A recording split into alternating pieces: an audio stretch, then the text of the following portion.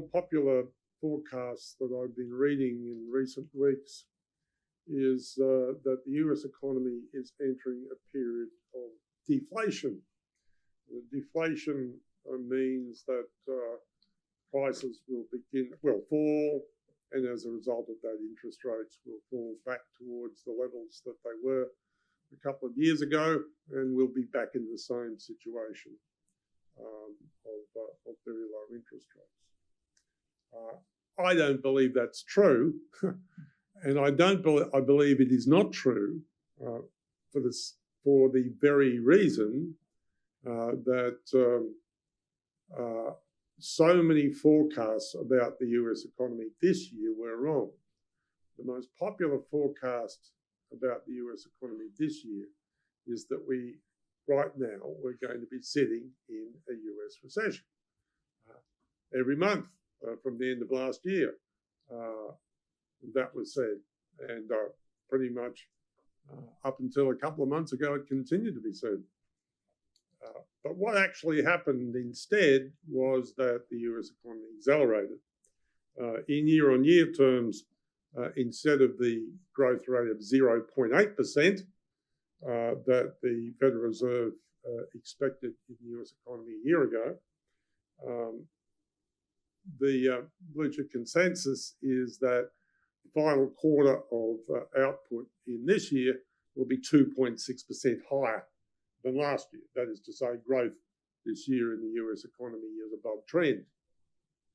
Now, the forecast for real growth is that it will fall next year. I think that's probably true, down to around about 1%, and maybe pick up very slightly the year after that, and unemployment will start to rise. Matter of fact, it's already started to rise. But are we going to get interest rates and inflation down to the level that we had a couple of years ago? I very much doubt it. And the reason I very much doubt it is the enormous and continuing size of the US budget deficit. If we look at the IMF figures, and I know you're not, but I am, this started with a deficit in 2020 of 14% of GDP, which eased to 12% of GDP in 2021. Now, for comparison, this last year, it did improve a little bit to 3.7% of GDP, but this year it widened out to a big spending 8.2% of GDP. And where it's expected to go, according to the International Monetary Fund, is 7.4% of GDP next year, 7.5 the year after that, 7 the year after that, 6.7 the year after that, and 7 the year after that. So average rates of a bit over 7% of GDP. Now, to look at that in comparison to the history of the US budget deficit, and we've got data back to 1930, they only really started calculating the US budget and the budget deficit on an annual basis back at the beginning of the 20s. The average or the median for that entire period is just about a very slight touch over 3%. So every one of these years that we've been through, apart from one, which is 2022, since 2020, every deficit year we've been through since 2020, and that we're looking to get to until 2028, is at least twice as large as the long-term median. Now, this is extraordinary. This is extraordinary. And that has generated an enormous amount of stimulus to the US economy. And this has been the reason, this deficit and the stimulus to the US economy has been, in spite of the fact that the Fed has tightened very dramatically and is holding interest rates high, as to why we've had strong growth. And I think that growth in the US economy is going to stay just a bit stronger than anticipated. And those very big budget deficits, they have to be financed. And the only way you can do that is by keeping interest rates higher. Another of the reasons that you have to keep interest rates higher is that if you have this continuous level of deficits, then your national debt rises. In the video version of this presentation, which has already been released, I show the net debt to GDP published by the International Monetary Fund.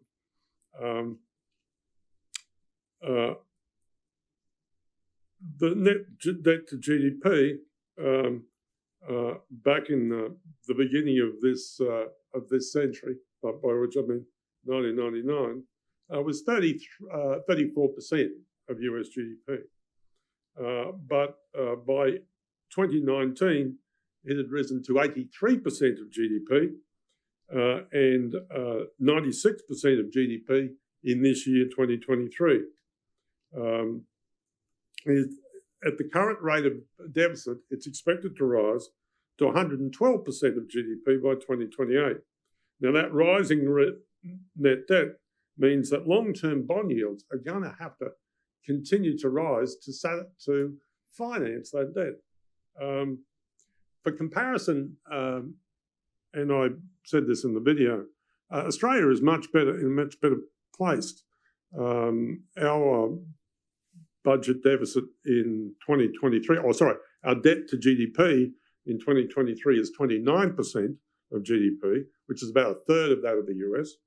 And even in 2028, it rises to 33% of GDP, which is still, well, it's less than a third of that of the US. So we're in a much better condition than the US. The problem with financing the US budget deficit is where is the money coming from? But because obviously the US government is spending vastly more than it can raise domestically. That's what that big deficit means. So those excess savings to finance that deficit have to be provided by other countries where there are surplus savings. And one of the countries in which there have been surplus savings is the largest economy in the European Union, and that's Germany. What we've noted, what actually happened in Germany over the last couple of years is very interesting, which leads us to understand why there's this huge excess supply of savings. We remember in the beginning of the Ukrainian war that the Russians wound down the supply of natural gas to the German economy. Now that's really, and then of course it ceased altogether. That supply of Russian gas to the German economy ceased because of the action of persons unknown, which the Russians blame on everybody else except themselves.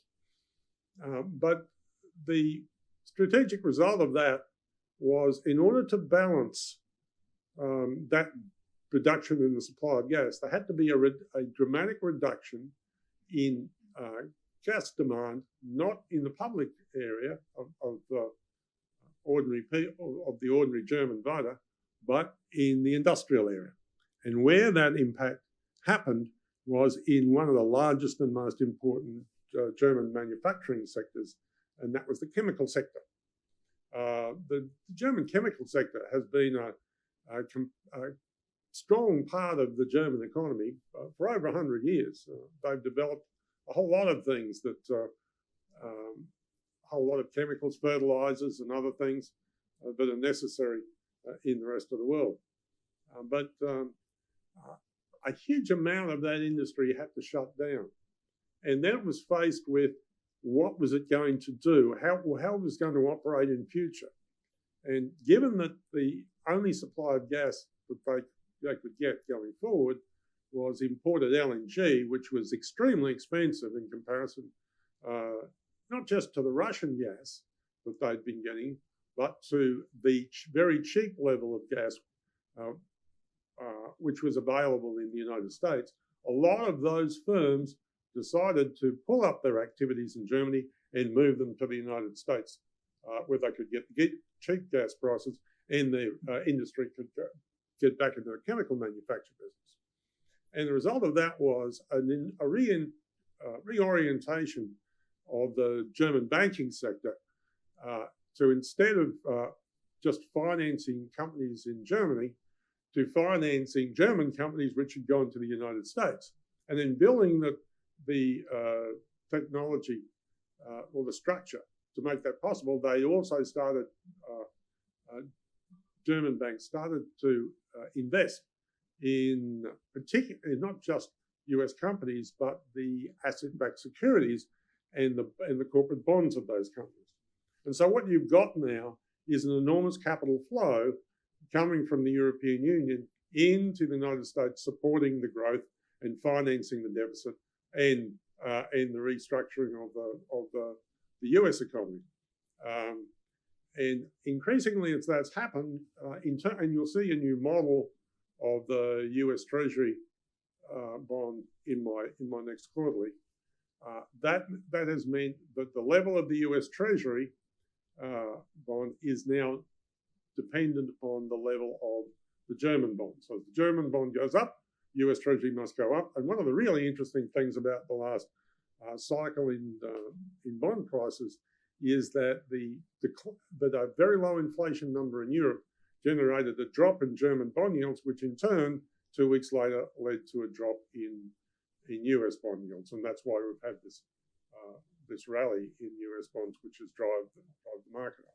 But the problem is that if you're going to continue to operate as the US budget deficit is, of getting the same level of deficit, which is about more than twice the long-term median, year after year after year to the end of the decade, and you're continuing to build the level of debt, then you become increasingly dependent upon that foreign flow of funds, and you be increasingly dependent upon